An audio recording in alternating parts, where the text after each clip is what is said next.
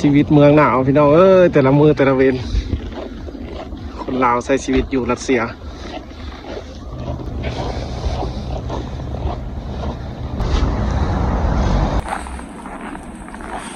สบายดีพี่น้องเด้อตอนนี้กับวิวแรงๆพี่น้องเอ้ยพอดีหม้อเจาะงามๆเลยโอ้ยเดือน2พี่น้องเอ้ยวันที่6เมืองหนาวประเทศรัสเซียยังหิมะเต็มพี่น้องเอ้ยยังตกหนักอยู่หิมะนะอยู่บ้านเถินออกจากมหาวิทยาลัยอยู่บ้านเถินชีวิตคนเมืองหนาวพี่น้องหนาตกพี่น้องเลยสำหรับเมืองนี้พี่น้องรัสเซียออกจากโรงเรียนละถ่ายให้เบิ่งเด้อพี่น้องเลยโมโหว่าอยู่ห่างบ้านเขาสิเป็นยังไงอากาศเดี๋ยวนี้นั่นคือสิมืดหนาวเลยที่บนนอกบ้านเขาก็ได้แต่ยุดรัสเซียพี่ยังหนาวแห้งได้พี่น้องเลยกำลังย่างกลับบ้านพอดีถ่ายให้พี่น้องเบิ่งน้ำชีวิตแต่ละมื้อแต่ละวัน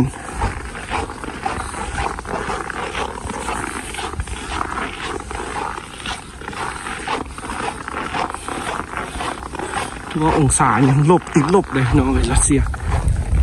นี่แหละพี่น้องเอ้ยบ้านเพิ่นประเทศรัสเซียพี่น้องเอ้ยชีวิตของคนบ้านเพิ่นคือจะนึ่งกับเป็นตาอีต้นเพิ่นพี่น้องเอ้ยสามารถอยู่ได้จังไดจนป่านนี้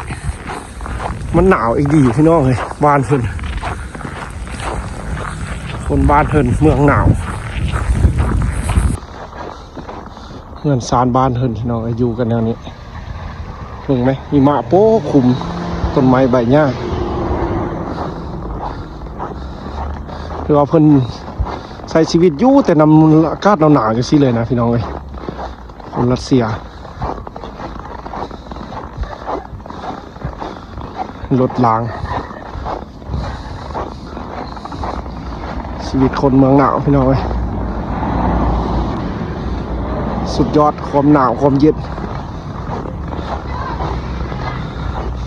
เมืองกูล่ะหิมะกำลังตกงามๆเลยพี่น้องเอ้ยกำลังทางกลับบ้าน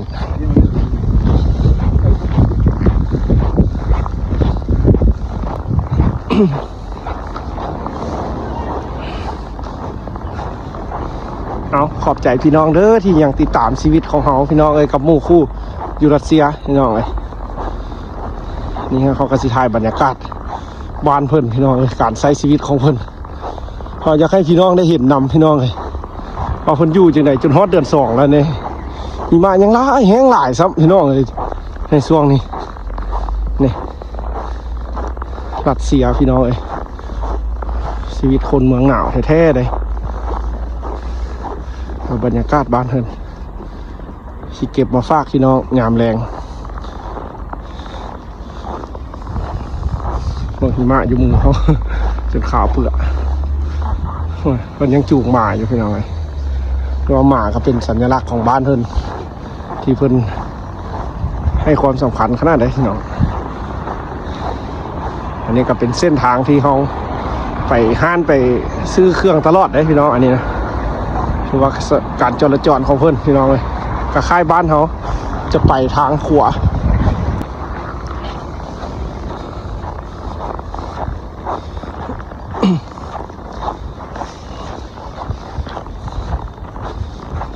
กลัวบ้านเพื่อนสิหมดหนาวไปพี่น้องเอ้ยถ้ามันดินแดนรัสเซียนี่ถ้ามันบ้านเพื่อนมีอากาศร้อนๆนี่แห้งสิเจริญแห้งสิพัฒนาขนาดพี่น้องเลยทรัพย์สินอาหารการกินเพิ่นสิสามารถปลูกได้พี่น้องเลยนี่วันที่6 เดือน 2เด้อพี่น้องเลยอากาศยังตกยังแห้งพี่น้องหิมะนี่มื้อนี้เขาก็ไปโรงเรียนก็โรงเรียนมืดมือเลยพี่น้องเลยมื้อนี้นะหัวใช้ชีวิตอยู่ในโรงเรียนอาจารย์เพิ่นก็ว่าได้ประเทศรัสเซียนี่คือว่าหนาวอีหลีเพิ่นว่าแต่หากสำหรับเมืองนี้เพิ่นว่ายังธรรมดาได้พี่น้องเพิ่นว่ายังมีหลายเมืองได้ที่หนาวแท้ๆนี่อยู่ขึ้นไปถึงทางภาคเหนือน่าจะสุดขั้วโลกพุ่นแหละพี่น้องคือเมืองยาคุตบอก เมืองอิรากุสสิพี่น้องหลายคนที่เข้ามาเที่ยวมาชมพ่อลุงแม่ป้าที่เคยมาเฮียนสมัยโซเวียตพี่น้องเลยก็สิเป็นแนวนี้บ่แต่กี้นะพี่น้องเอ้ยใช้ชีวิตแบบลำบากแนวนี้บ่ได้เที่ยวไปโรงเรียนได้กินอาหารแบบใดพี่น้องตอนเพิ่นมาเฮียนนั้นเขาก็บ่ฮู้นะว่าแต่กี้เพิ่นใช้ชีวิตจังได๋อาหารการกินสิคือเดี๋ยวนี้บ่ นี่คือชีวิตบ้านเพิ่น17 โมงพี่น้องเอ้ยเขาอ้องเฮียนแล้วแม่น17 โมงตรงพี่น้องเอ้ยตอนนี้ก็17 โมงประมาณ15-20 นาทีแล้วพี่น้อง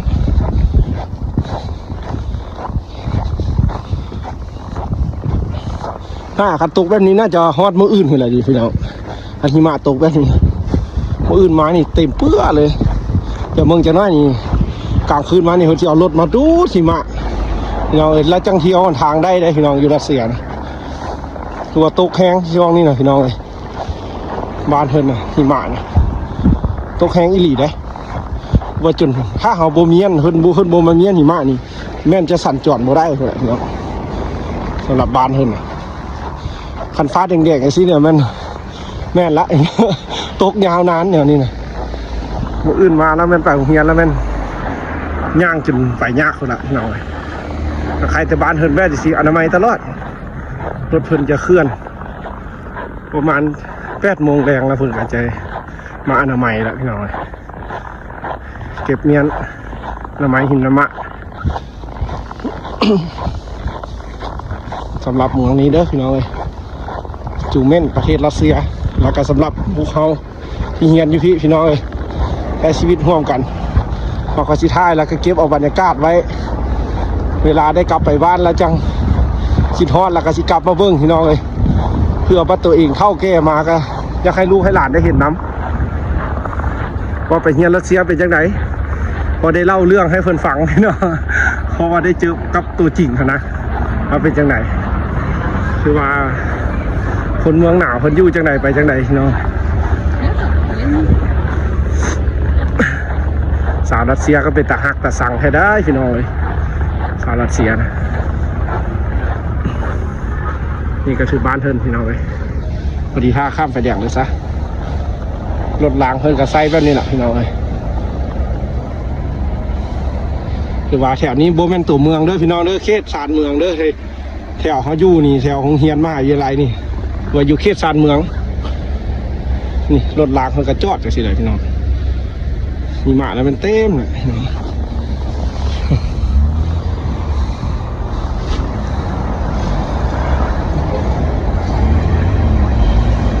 สำหรับชีวิตบ้านเทินพี่น้องเลยคนรัสเซียมืดๆนะพี่น้องหนทางเป็นแนวนี้มืดแน่นี่รถนะเขาเกียบแล่นไปตักหิมะนะพี่น้องแอบจะได้เมียนพี่น้องคันบูเมียนแล้วมันไปบ่ได้พี่น้องเลยเรือบ้านเทินเลยรัสเซีย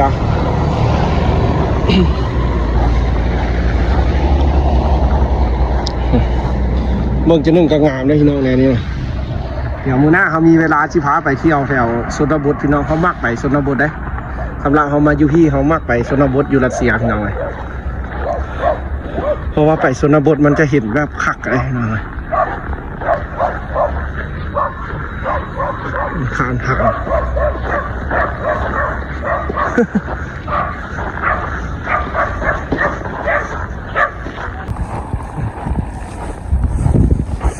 ฟ้าแจ้งไว้นี่ก็ชอบเป็นตาเบิ้งนะพี่น้องก็เป็นตางามแนวนึงนะอยู่รัสเซียพี่น้องเลย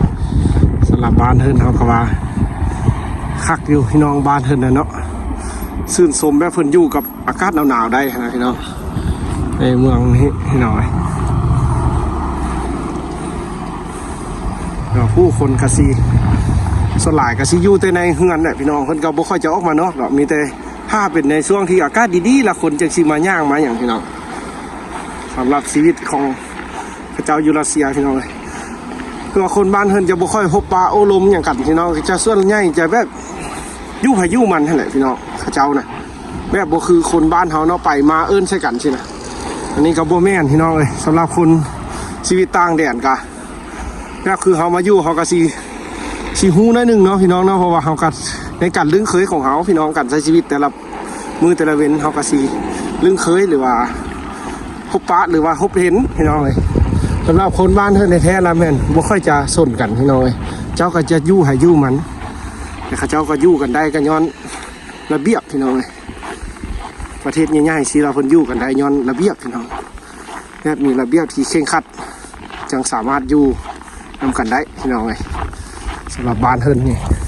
ก็จะสิแหละคนก็สิออกไปมันหนาวพี่น้องเลยถ้าในช่วงที่ฤดูร้อนป้าคนละเสียมากขนาดพี่น้องเลยก้านฮ้อนนี่พระเจ้าจะแก้เสื้อหมดเลยพี่น้องเลยแม่สลายจะเน้นแก้เสื้อเพื่อจะได้ผิวที่ดำๆพี่น้องเลยคนละเสียเขาเจ้ามักคนผิวค่ำๆพี่น้องถ้าเขามาอยู่ที่เขาจึงหู้ย้อนอย่างนั้นเขามีมู่ทางแอฟริกาเนาะที่เฮียน้ำกันพี่น้องเลยเขาเจ้าจะแบบสาวรัสเซียจะมักขนาดแบบเขาเจ้าจะแบบว่าสนใจได้ขนาดพี่น้องแต่แบบเขาเจ้าจะมักแบบคนผิวค้ำพี่น้องเลยคนรัสเซียคนขาวๆนี่เขาเจ้าบ่มักได้บ่มักอย่างน้อยนึงเขาก็เห็นเพิ่นเนาะในเวลาที่ช่วงฤดูแล้งนะฤดูร้อนนะที่ช่วงมีใบไม้ใบหญ้าเกิดคนรัสเซียเขาเจ้าจะไปตากแดดจะแบบนุ่งแต่เครื่องสั้นๆแล้วแบบเขาจะนั่งตากแดดให้ตัวเองนะผิวค้ำผิวดำเขาจะมักพี่น้องเลยสำหรับคนรัสเซียมีใส่ใจคอพี่น้องเลยคือว่าคนรัสเซียแท้ละแมนเขาจะหักบ้านเกิดเมืองนอนขนาดเลยพี่น้องเลยเขาจะให้ความสำคัญแบบผู้ใหญ่คนเว้าแล้วแบบฟังกันนะน่าจะเป็นอันนึงอันเดียวกันเลยสำหรับอีกอันนึงของคนรัสเซียพี่น้องเลยสำหรับเมืองนี้พี่น้องเมืองจูเมนเด้ออันนี้เขาก็ชิ้นย่างเลยมาถ่ายให้พี่น้องเบิ้งในช่วงหิมะตกซีดแล้วก็มันก็งามได้ก็จะน่าเขาจะกลับเมืองงานเขาพี่น้องสำหรับอยู่รัสเซียเมืองจูเมนพี่น้องเลยเขาก็ขอบใจพี่น้องที่ติดตามเขาในการใช้ชีวิตอยู่พี่น้องเลยเขาก็บ่มีอย่างคลิปหลายเพราะว่าเขายังเป็นนักศึกษาบ่มีเวลาไปเลาะไปเที่ยวอย่างหลายพี่น้องเพราะว่าค่าเฮียนถ้าเวลาที่เขาจบการศึกษาแล้วเขาจังซีลองเบิ้งเส้นทางนี้พี่น้องมันสิเป็นอย่างไรก็ฝากพี่น้องติดตามและให้กำลังใจเบิ้งผลงานของเขาในอนาคตข้างหน้าว่าสิเป็นแนวใดพี่น้องเลยเขาสิพาพี่น้องไปเที่ยวแนวใดอยู่ประเทศลาวเขาหรือว่าอาจจะได้ข้ามประเทศบอกในความฝันกับแบบอยากไปทั่วไปเที่ยวเพราะว่าเขามักในการเบิ้งวิถีชีวิตแบบให้มันแตกต่างกันพี่น้องเลยอยากรู้เวลาเขาเกิดมาแล้วก็อยากเห็นว่าคนเขาดำรงชีวิตกันอย่างไรในโลกใบนี้พี่น้องเลยเขาไปแล้วเขาจะสิเห็นอันนั้นคือว่าเป็นความฝันในอนาคตข้างหน้าถ้าพี่น้องติดตามรับชมคลิปคือว่าซองเติบโตก็อาจจะเห็นเขาในเวอร์ชันแบบนั้นแต่ถ้ากะซองโบไปฮอตใส่ก็ถือว่าโบมีความสามารถที่ไปต่อได้พี่น้องกะสิได้สิ้นสุดหรือว่าจบคลิปพี่น้องแล้วก็หรือว่าใช้ชีวิตตามบ้านเกิดเมืองนอนเขาอันนี้ถือว่าเขาย่างเลยมาถ่ายหรือว่าไก่เงินเขาอยู่แล้วพี่น้องเดี๋ยวสิกลับคืนเมือง